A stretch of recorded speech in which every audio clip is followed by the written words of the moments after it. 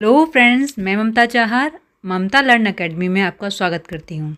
आज मैं हाजिर हूँ तुलनात्मक राजनीति के अध्ययन के उपागम के टॉपिक लेकर, जो राजनीति सिद्धांत का थ्योरेटिकल पार्ट है, जिसमें व्यवस्था उपागम, रचनात्मक ये सब चीज़ें चलेंगी।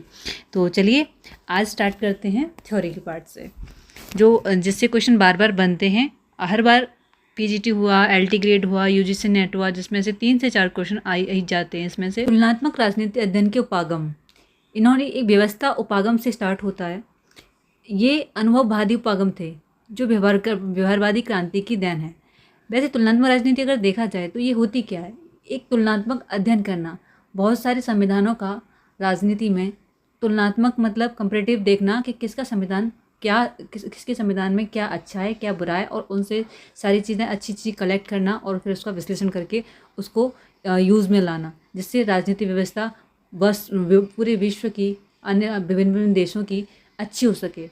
तो तुलनात्मक किसी भी राजनीति के तुलनात्मक रूप से अध्ययन करना ही तुलनात्मक राजनीति होता है। और इसके अध्ययन के उपागम में व्यवस्था सिद्धांत आ जाता है, जिसमें आगत निर्गत मॉडल पढ़ेंगे हम, और फिर संरचनात्मक सिद्धांत पढ़ेंगे इसका। ऐसे ही हम इसका पूरा प्रोसेस देखेंगे। तो आज व्यवस्था उपागम देख लेते हैं। इसका व्यवस्था उपागम ये आनुभविक उपागम है, मतलब ये अनुभव पर आधारित है, प्रैक्टिकली अप्रोच है। तो व्यवहारवादी क्रांति की देन है। तो इसमें परंपरागत जो चला रहा था उससे विपरीत यहाँ व्यवहारवादी मतलब प्रैक्टिकली चीज़ें देखी गई थी। इसका सबसे पहले जो प्रयोग किया था वो जीव विज्ञान में किया गया था। इसका सबसे पहले प्रयोग जीव विज्ञान में किया गया था। लुडगिल वटी लंपी ने किया था इसका सबसे पहले प्रयोग। समाज विज्ञान में इसका सबसे पहले प्रयोग व्यवस्था उपागम का किसने किया है, रेडक्लिफ ब्राउन व मालिनोव्स्की ने मानव विज्ञान में प्रयोग किया था। समाजशास्त्र में प्रयोग किसने किया है, पार्सन्स ने। राजनीति विज्ञान में मोस्ट इम्पोर्टेंट डेविड ईस्टन। तो अगर पूछा जाता है कि राजनीति विज्ञान में व्यवस्था उपागम का सबसे पहले प्रयोग जो किसने किया है, वो डेविड ईस्टन ने किया है। तुलनात्मक राजनीति में ग्रेबियल आमंड ने। अंतर्राष्ट्रीय राजनीति प्रयोग मार्टिन कापलान ने। तो ये इंटरनेशनल जब आप वो पढ़ेंगे ना, आईआर पढ़ेंगे, तो आईआर में ये मार्टिन कापलान की थ्योरी आएगी। ठीक है, तो इसमें ये भी बहुत इम्पोर्टेंट है। और आलमंड का तो अभी आप तुलनात्मक राजनीति में पढ़ लेंगे। तो तुलनात्मक राजनीति प्रयोग आमंड ने किया है और राजनीति विज्ञान में डेविड ईस्टन ने। तो इसको आप देख लीजिएगा, मोस्ट इंपोर्टेंट है। डेविड ईस्टन ने क्या दिया था, आगत निर्गत मॉडल। आलमंड और पावेल ने संरचनात्मक कार्यात्मक दृष्टिकोण से राजनीति व्यवस्था के बीच तुलना करने का प्रयास किया। तो आलमंड और पावेल ने संरचनात्मक प्राकृतिक थ्योरी दी और डेविड ईस्टन ने आगत निर्गत मॉडल। ये पूछ लिया जाता है, तो इसलिए इसमें जो आपकी फैक्चुअल चीज़ें हैं वो कवर हो जाएंगी। जैसे आपको सीधे सीधे क्वेश्चन कहाँ से बनते हैं, मैं वही पॉइंट लेके आई हूँ। तो आपको ज़्यादा भटकना नहीं पड़ेगा, सीधे सीधे पॉइंट टू पॉइंट आप अगर देख लेंगे तो आपको रिवीजन के लिए बहुत अच्छी सीरीज है ये। आप पॉइंट टू पॉइंट याद करके जाएंगे, आपको यहाँ से क्वेश्चन मिलेंगे, 100% मिलेंगे। जहाँ से डायरेक्ट क्वेश्चन बनते हैं मैं वही चीज़ें लेके आई हूँ। राजनीतिक व्यवस्था उपागम से स्टार्ट करते हैं। इसके प्रणेता कौन है, डेविड ईस्टन। इसके प्रणेता डेविड ईस्टन है, जिनकी बुक थी political system 1953। Most important book है ये पूछी जाती है। तो पॉलिटिकल सिस्टम किसकी बुक है, डेविड ईस्टन की, जो 1953 में लिखी गई थी। डेविड ईस्टन ने राजनीतिक व्यवस्था का विश्लेषण व्यक्त करते हुए इससे मूल्यों के आधिकारिक आवंटन, ठीक है, तो ये मूल्यों के आधिकारिक आवंटन को किसने दिया था, डेविड ईस्टन ने दिया था। मूल्यों के आधिकारिक आवंटन को महत्व दिया था व्यवस्था उपागम की थ्योरी में।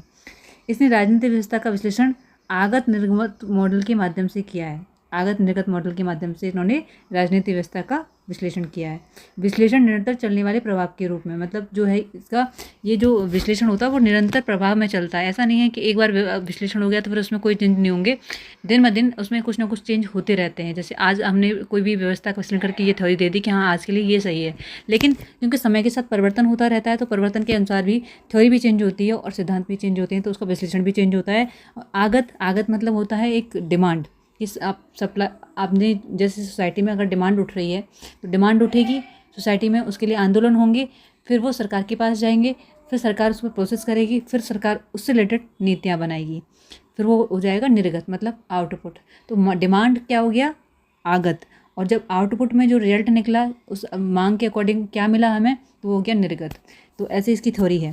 तो ये प्रक्रिया निरंतर चलने वाला प्रभाव है, रुकती नहीं है, निरंतर चलती रहती है। एक बार बनाकर नहीं बैठ सकते आप, ये निरंतर आप इसमें चेंज होते रहते हैं और चलने वाली।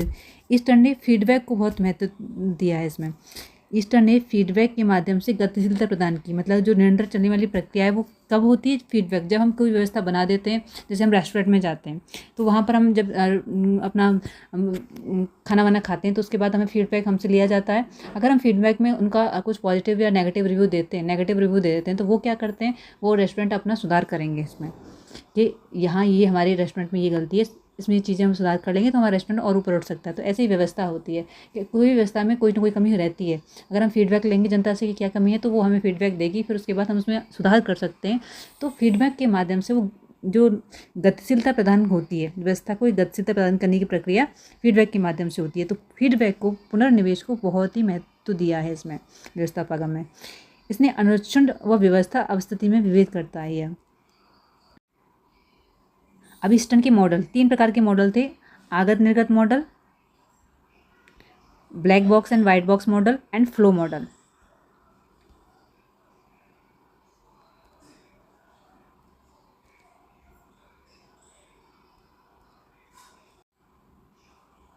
डेविड ईस्टर्न का व्यवस्था सिद्धांत। व्यवस्था का अर्थ होता है राजनीतिक व्यवस्था अंतःक्रियाओं का ऐसा समूह है जिसके अंतर्गत आगत को निर्गत में बदला जाता है। राजनीतिक व्यवस्था में अंतःक्रिया मतलब जो भी क्रिया होती हैं वो एक दूसरे से संबंधित होती हैं, उनका एक ऐसा समूह है जिसके अंतर्गत आगत मतलब डिमांड को निर्गत में आउटपुट में बदला जाता है। तो व्यवस्था की विशेषताएं क्या हैं? ये अंतरक्रिया और अंतर संबंधों का समुच्चय है। मतलब एक दूसरे से अंतरक्रिया करते हैं, मतलब रिएक्शन करते हैं, एक दूसरे संबंध से जुड़े होते हैं, उसका समुच्चय है।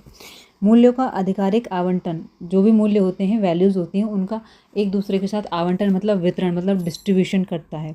तो एक दूसरे के मूल्यों का आपस में डिस्ट्रीब्यूशन करता है और एक दूसरे के साथ अंतर संबंधित क्रियाएं होती हैं, जिससे जो आगत होता है वो निर्गत में बदला जाता है।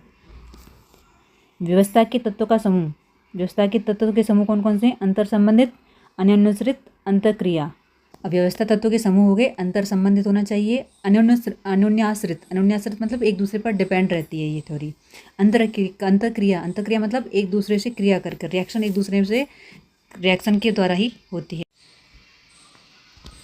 राजनीतिक व्यवस्था की उपव्यवस्था, इसमें मतलब राजनीतिक व्यवस्था को कौन कौन सी चीज़ें प्रभावित करती हैं, जिनके अंडर में कौन कौन सी व्यवस्था और आती है। तो राजनीतिक व्यवस्था में उपव्यवस्था में आ जाता है राजनीतिक दल। राजनीतिक दल के द्वारा भी व्यवस्था बनती है। दबाव समूह भी राजनीतिक व्यवस्था को प्रभावित करते हैं। एनजीओ प्रभावित करते हैं। जाति, धर्म और जो तकनीकी होती हैं वो भी राजनीतिक व्यवस्था को राजनीतिक व्यवस्था में चेंज लाती हैं। मीडिया भी राजनीतिक व्यवस्था में महत्वपूर्ण भूमिका निभाता है, जिसको आजकल हम थर्ड पिलर भी बोलते हैं संविधान का। हो गए राजनीतिक व्यवस्था की उपव्यवस्था। अब देखते हैं आगत क्या होता है। जैसे कि मैंने आपको बताया था, सामाजिक पर्यावरण से आने वाली मांग समर्थन ही आगत है। तो सामाजिक मतलब जो भी समाज से जो भी मांग उठ रही है, सामाजिक पर्यावरण मतलब सोशल हमारा जो एनवायरनमेंट है उससे जो मांग उठ रही है, उसको अगर सरकार समर्थन देती है तो उसको ही आगत कहा जाता है। मांग के प्रकार, मांग सेवा और वस्तुओं के वितरण की मांग भी उठ सकती है। मतलब सेवा मतलब सर्विस के लिए मांग कर सकते हैं, जैसे नौकरी के लिए मांग कर सकते हैं। वस्तुओं के वितरण के लिए मतलब राशन पानी के लिए भी मांग कर सकती है जनता।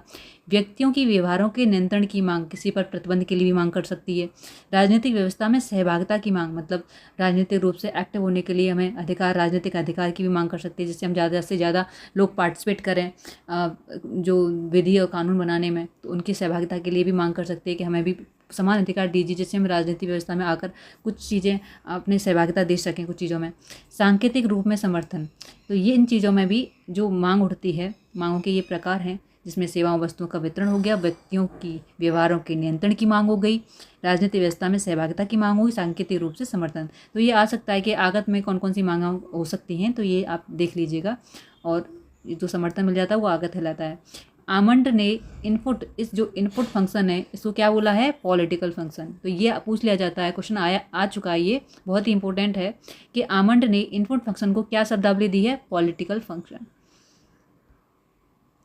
तो इस चीज़ का ध्यान रखेंगे और इनको नोट डाउन करते चलिए। ये बहुत ही शॉर्ट में आपका फर्स्ट रिवीजन है, जो पॉइंट टू पॉइंट जहाँ से क्वेश्चन बन सकते हैं उसी पर ही काम किया गया है। निर्गत मॉडल, आउटपुट मॉडल, इसका अर्थ क्या होता है? व्यवस्था के इसका अर्थ व्यवस्था के निर्णयों एवं क्रियाओं से है। मतलब जो भी अगर हमने मांग रखी थी, सामाजिक पर्यावरण से जो मांग उठी थी, जैसे वस्तुओं का वितरण, सेवाओं का वितरण, मूल्यों का, मतलब उसमें मांग उठी थी, राजनीतिक सहभागिता की मांग उठी थी, तो उनको अगर सरकार समर्थन देकर उनसे कुछ निर्णय, अपना डिसीजन ले लेती है, उससे संबंधित कोई कानून बना देती है, तो वो क्या हो जाएगा, निर्गत मॉडल। मतलब रिजल्ट में क्या निकला, सरकार ने रिजल्ट में क्या दिया जनता को, जिन्होंने मांग की थी उसको। तो अब आमंड ने इनपुट फंक्शन को क्या बोला था, पॉलिटिकल फंक्शन, लेकिन आमंड ने आउटपुट फंक्शन को क्या बोला था, गवर्नमेंट फंक्शन। अब आउटपुट फंक्शन को आमंड ने क्या बोला था, गवर्नमेंट फंक्शन। तो ये ध्यान रखिएगा, इनपुट फंक्शन को पॉलिटिकल फंक्शन और आउटपुट फंक्शन को गवर्नमेंट फंक्शन कहा। पुनर्निवेश, फीडबैक का इसमें बहुत ही अच्छा रोल है। राजनीतिक व्यवस्था द्वारा पर्यावरण से राजनीतिक सूचना प्राप्त की जाती है। पर्यावरण से राजनीतिक सूचना प्राप्त की जाती है इसमें, जिनके माध्यम से राजनीतिक व्यवस्था अपने कार्य के लिए समर्थन प्राप्त करती है। राजनीतिक व्यवस्था अपने कार्य के लिए समर्थन प्राप्त करती है। व्यवस्था के प्रति संभावित खतरे को भी टाला जाता है। मतलब ये है कि अगर हमें पता चल जाता है कि राजनीतिक सूचना के माध्यम से कि पर्यावरण से क्या मांग उठ रही है, तो उससे क्या है, एकदम से कोई विद्रोह नहीं होता। हम उनकी मांगों को अगर शांतिपूर्वक सुन लेते हैं, उन पहले ही सचेत हो जाते हैं कि भाई समाज में ये चीज़ें चल रही हैं, ये चीज़ें नए परिवर्तन हो रहे हैं, तो इसके प्रति पहले ही वो सजग हो जाते हैं और उससे रिलेटेड क्रियाएं या आउटपुट देने लगते हैं, तो वहाँ पर जो विद्रोह हैं बड़े बड़े, उनको टाला जा सकता है, संभावित खतरों को टाला जा सकता है, उसके प्रति पहले ही हम कुछ चीज़ें डिसीजन ले लें तो। और फीडबैक के माध्यम से राजनीतिक व्यवस्था भविष्य की मांगों को भी प्राप्त करती है। मतलब ये फीडबैक अगर उन्हें पहले ही टाइम टू टाइम फीडबैक मिलता जा रहा है, तो भविष्य में क्या मांगें उठ सकती हैं उस पर भी वो पहले ही सचेत हो जाती है और उस पर भी काम करना स्टार्ट कर देती है राजनीतिक व्यवस्था। तो इसलिए राजनीतिक व्यवस्था को अतिभार से बचने के लिए ईस्टर्न ने गेट कीपिंग की व्यवस्था की है। तो राजनीतिक जो व्यवस्था है, इसको ईस्टर्न ने क्या बोला है, गेट कीपिंग मतलब नियंत्रण व्यवस्था। इससे क्या है, एक गेट लगा दिया गया है जिससे हम कोई भी एकदम से अंदर नहीं आ सकता, कोई भी डायरेक्ट विद्रोह नहीं कर सकता। उसके लिए हमने एक गेट लगा दिया है जिस पर हम नियंत्रण रख सकते हैं। फीडबैक के माध्यम से हम उसको जान सकते हैं, पहले ही सचेत हो सकते हैं, तो वो सारी चीज़ें। तो ईस्टर्न ने राजनीतिक व्यवस्था को गेट कीपिंग की व्यवस्था की संज्ञा दी है।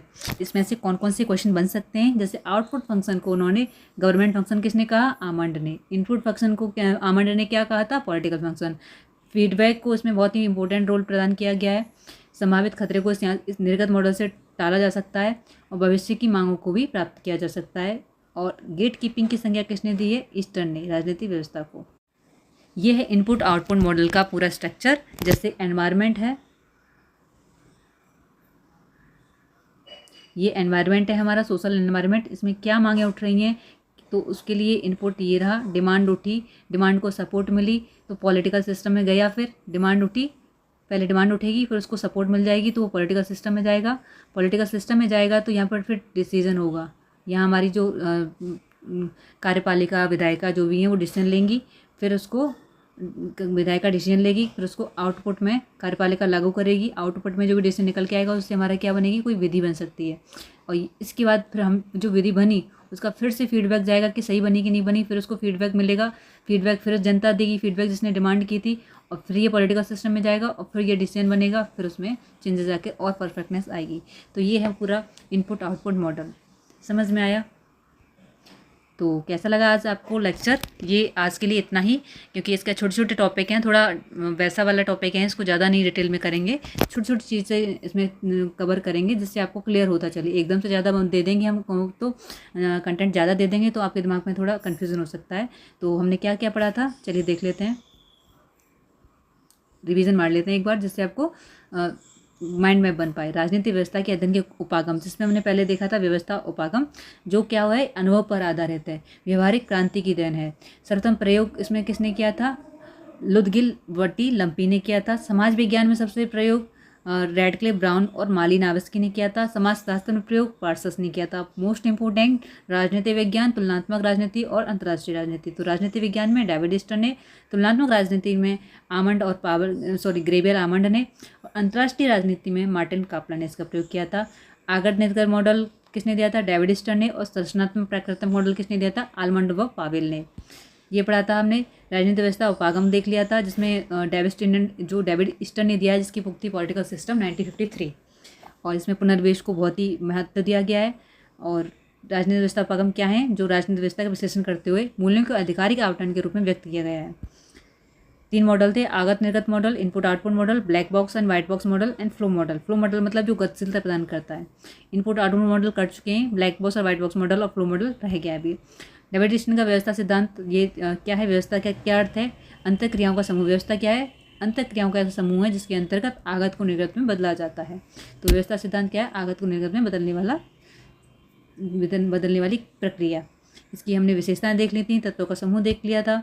और राजनीतिक व्यवस्था की उपव्यवस्था, राजनीतिक व्यवस्था की उपव्यवस्था में कौन कौन आ जाता है, राजनीतिक दल आ जाते हैं, दबाव समूह, एनजीओ, जाति, धर्म, तकनीक और मीडिया। आगत में हमने देख लिया था, जो जिस मांग को समर्थन मिल जाता है वही आगत कहलाती है, जिसमें सेवाओं को सेवा को वितरण हो सकता है, व्यक्तियों के व्यवहारों के नियंत्रण की मांग हो सकती है, राजनीतिक व्यवस्था में सहभागिता की मांग हो सकती है। और इनपुट को किसने बोला, आमंड ने क्या बोला, पॉलिटिकल फंक्शन, और आउटपुट को क्या बोला था, गवर्नमेंट फंक्शन। निर्गत का हमने अर्थ समझ लिया था, जो निर्णय क्रियाओं से होता है।